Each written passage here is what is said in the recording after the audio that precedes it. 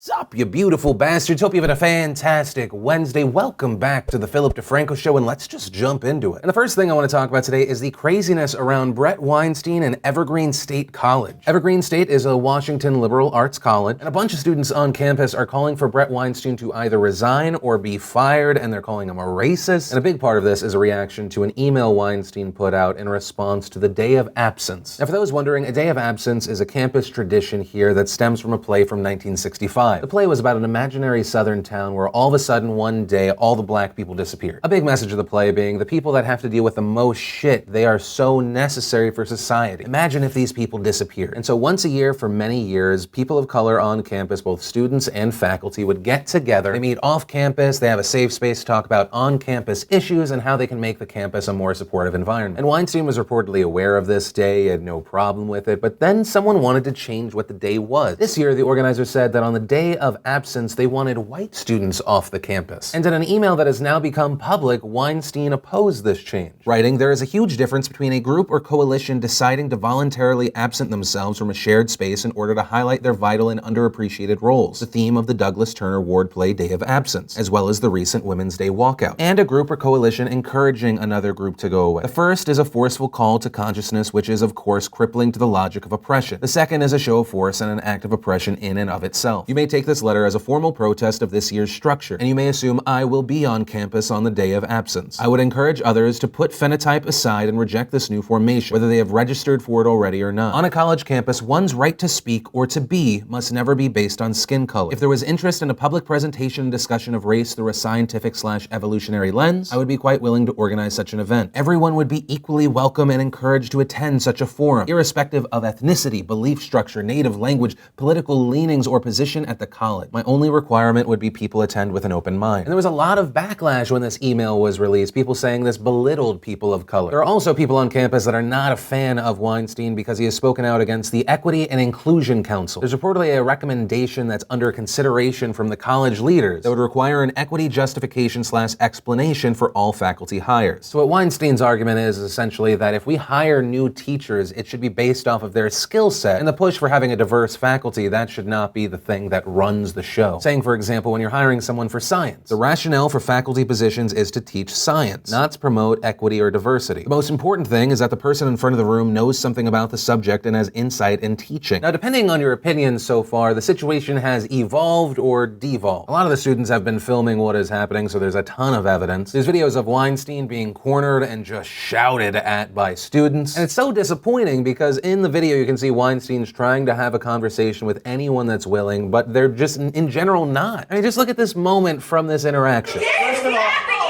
First of all, I didn't say. Would you like to hear the answer or not? No. Okay.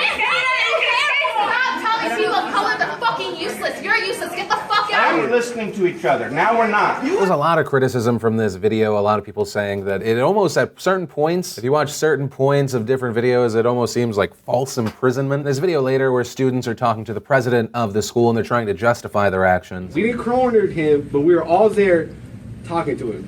We did block him at first. For transparency, we did block him at first. He was trying to leave, but however, we didn't. We had a conversation with him, whatever a conversation is.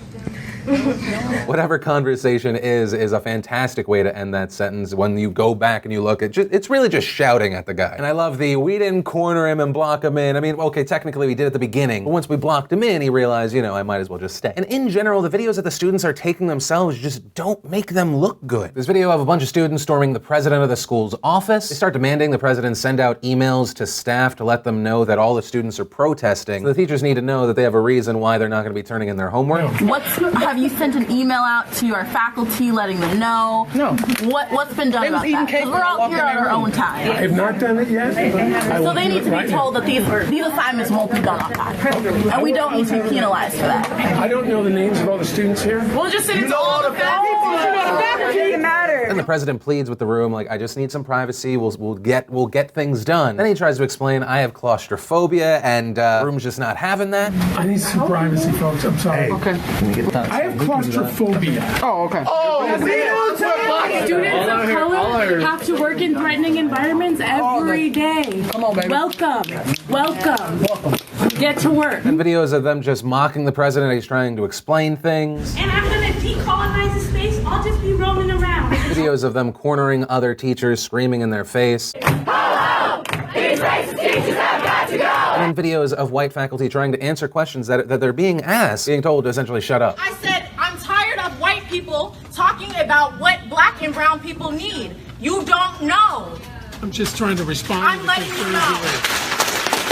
Just looking at this harassment, there have also been threats of violence against Weinstein. I'm just disgusted. It's stuff like this that pushed me away from being a liberal. Now, a big point before moving forward, I do not think that all liberals are like this, and I think people that paint all liberals like this are doing a massive disservice. That's like saying all Republicans are insert blank. But this is just another example of the left shutting down and eating their own. Weinstein, he's actually a super liberal Bernie bro. They're trying to fire him because he said, hey, maybe the people we hire, that should be based off of, how skilled they are. They're trying to force him to resign because he was like, hey, maybe a day where we told white people you're not really welcome on campus, that might be a bad thing. It's crazy. Now, there is no doubt in my mind whatsoever that there is racism out there still alive and strong today. But seeing how this group of people are treating this one individual who is expressing their point of view, exercising his freedom of speech, not to hate, but to put out his point of view, have a conversation, and this is what happens. Another example of so many people becoming what they say they are against. I mean, how much Kool-Aid have you drank? How fucking blind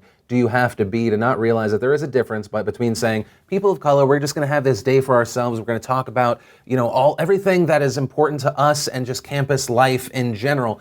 And, the place that we're paying to go to college, we would prefer if there was a day where white people didn't go. But hey, that is just my opinion. This is the Philip DeFranco Show. It's a show where I talk about the facts, I give my opinion, and then I extend the conversation to you. What are your thoughts about this? I know people will have different thoughts because everyone has a different background, and that's what I want to do. I want us to share those thoughts, whether you have the same opinion or different opinion as me. So let me hear you out in those comments down below. But from there, I want to share some stuff I love today, and Today in Awesome, brought to you by the Covfefe 2020 shirt. A shirt that says, I don't necessarily understand what Covfefe is, but I do know if there's anything that can unite us in 2020, it's Covfefe. Also, if you don't understand what the hell this shirt's about, you'll understand in a few minutes. I'll make these available for about 3 days, link to that down below. And then we have this video from Thrillist I have to share. It's this video that's part of the series they put out every Monday. The first one I saw was about pizza. This one was about a beachside surfer community and the food involved. And I'm just loving it because I'm a big believer that a place is heavily defined by the food. Highly recommend it. Then we got a video from CPG Grey on 7 ways to maximize misery. I feel most people incorporate 3 to 4 of these things in their daily life, but now having the full list of 7, top-notch stuff. Then we got a video from Cut of 100 people saying their favorite insults. I don't know why I enjoyed that video as much as I did. Also, to add my favorite insult to the list, fuckface. It takes the power and aggression of fuck and it adds a target. Fuckface. Useless. Fuckface. Add it to your other favorite insult. Bitch-ass fuckface. Then we got a video from David Firth, the man who gave us salad fingers, remember that? He came out with a new video called Cream, and I don't want to ruin it. It's just something maybe you want to experience. And the final bit of awesome, just something cool that I wanted to share. There is a Twitch live stream called Stockstream, and as a group, people are deciding what stocks to buy and sell with a guy's $50,000. And I just love this idea because it takes what was really interesting about Twitch Plays Pokemon, and it takes that and it throws it into a real-world system around money. It's so fascinating. And if you want to see the full versions of everything, I just shared the secret link of the day. Anything at all. Links, as always, are in the description down below. And then let's talk about Kathy Griffin. Kathy's a writer, a comedian, and she made international news yesterday when she posted this picture. It was a video and picture shot by Tyler Shields, who does a lot of celebrity photos, and you'll be surprised by this news. People were outraged when they saw this. Kathy initially defended the post saying, I captioned this, there was blood coming out of his eyes, blood coming out of his wherever. That, of course, a reference to what Donald Trump said about Megyn Kelly during the campaign. You could see there was blood coming out of her eyes. Blood coming out of her wherever. Then adding, obviously, I do not condone any violence by my fans of others to anyone ever. I'm merely mocking the mocker-in-chief. The photographer Tyler Shields defended the shoot saying, it's art. I cannot stress enough that I respect the presidency of the United States and would never want anyone to be killed. But it's art. When you make art, you can do anything you want. But this photo in general seemed to do something that really only Pepsi has accomplished recently, and that was bring so many people together. People on the right, people on the left, even friends and coworkers of Kathy Kathy Griffin spoke out against her. Anderson Cooper tweeting, "For the record, I am appalled by the photo shoot Kathy Griffin took part in. It is clearly disgusting and completely inappropriate." Even Chelsea Clinton spoke out against this anti-Trump image, tweeting, "This is vile and wrong. It is never funny to joke about killing a president." Kathy Griffin would later go on to delete the images and the tweets and then released a video apologizing. Hey everybody, it's me, Kathy Griffin. I sincerely apologize. I am just now seeing the reaction of these images. I'm a comic.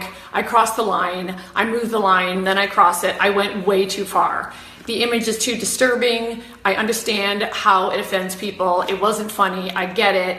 I've made a lot of mistakes in my career. I will continue. I asked your forgiveness, taking down the image, going to ask the photographer to take down the image, and I begged for your forgiveness. I went too far. I made a mistake, and I was wrong. And looking at the response from this, there are some people saying, you went too far, but you apologized, you did okay. On the other end, you have people saying, no, what she did is disgusting. She is toxic. What she did is wrong and needs to be punished. But it also doesn't help her case that before this video was released, they knew that this was going to have a big reaction. And we know this because there's even video of them mocking what the reaction is probably going to be from this photo. We have to move to Mexico today because we're going to get president, federal president. Yeah. Call your dad, apologize, but let's you, me, and Daryl just go to Mexico today because we're not surviving this.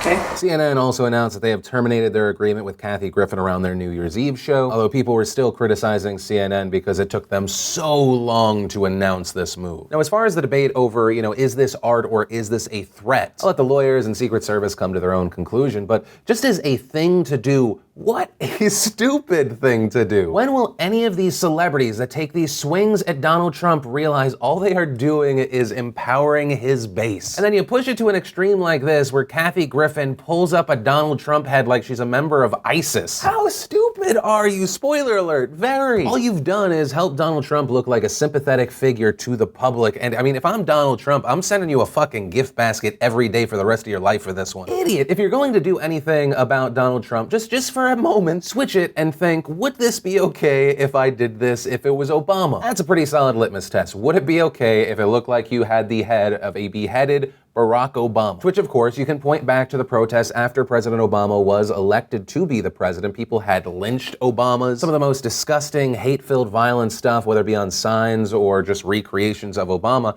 And just like this, it is not right. It is horrible and just as wrong. And the only difference between those situations is those were random, hate-filled people on the street, a disgusting mob, and you were a celebrity endorsing this message. And that's why Kathy Griffin is our douchebag of the day. Now, in response to this, in the morning, Donald Trump tweeted, "Kathy Griffin should be ashamed of herself. My children, especially my 11-year-old son, Barron, are having a hard time with this. Sick." Reports came out around this saying that Barron Trump first saw this image on TV and freaked out because he thought it was real. But that was also not the most talked about Donald Trump tweet in the past 24 hours, and that's because of Covfefe. And that was because Donald Trump tweeted just 6 minutes after midnight, despite the constant negative press, Covfefe, and then just nothing. That's where the tweet ends. It's like he was about to start ranting about fake news, and then he sneezed, hit send, by hitting his head against the phone, and then he just passed out. And that tweet just remained there, unexplained. Apparently no one calling the president like, yo, what happened? Why didn't you delete it? Why didn't you update it? Until just after 9 o'clock in the morning, and Trump tweeted, "Who can figure out the true meaning of Covfefe? Enjoy." Now, is the answer he was obviously going to write coverage? Or is it actually a secret word that if someone does find the real meaning to it, you actually get Sean Spicer's job? Probably never know. Although, actually, a side note to this story, Sean Spicer was asked about this and said that it essentially said that it was on purpose. I think people should be concerned that the president posted somewhat of an incoherent tweet last night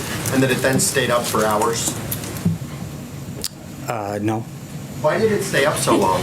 Is no one watching this? No, I think the president and a small group of people know exactly what he meant. And the last Trump tweet that's most likely going to be connected to news that we talk about tomorrow is Trump tweeted, "I will be announcing my decision on Paris Accord over the next few days. Make America great again." Now, this wouldn't be a surprising move. This seemed to be one of the targets for Donald Trump breaking down Obama's legacy. Republican senators like Mitch McConnell have also called for this and are backing this exit. But this is also based on information coming from 2 unnamed sources. So personally, I'll be waiting for the official decision. Most likely it's going to happen one of 2 ways, either a quick, crazy exit or a full formal withdrawal, which experts say would take around 3 years. But I would rather report on just solid information, so that's where we are going to leave it for now. And so that's actually where I'm going to end today's show. Of course, this being the Philip DeFranco Show, if you want to talk about the last story, the first one, anything in between, leave those comments down below. Leave those cafefes down below. And remember, if you liked this video, you like what I try and do on this channel, hit that like button. If you're new here, hit that subscribe button. Also, if you missed yesterday's Philip DeFranco Show, you want to catch up, click or tap right there to watch that. If you want to see today's brand new behind the scenes vlog, click or tap right there to watch that. But that said, of course, as always, my name's Philip DeFranco. You've just been filled in. I love yo faces, and I'll see you tomorrow.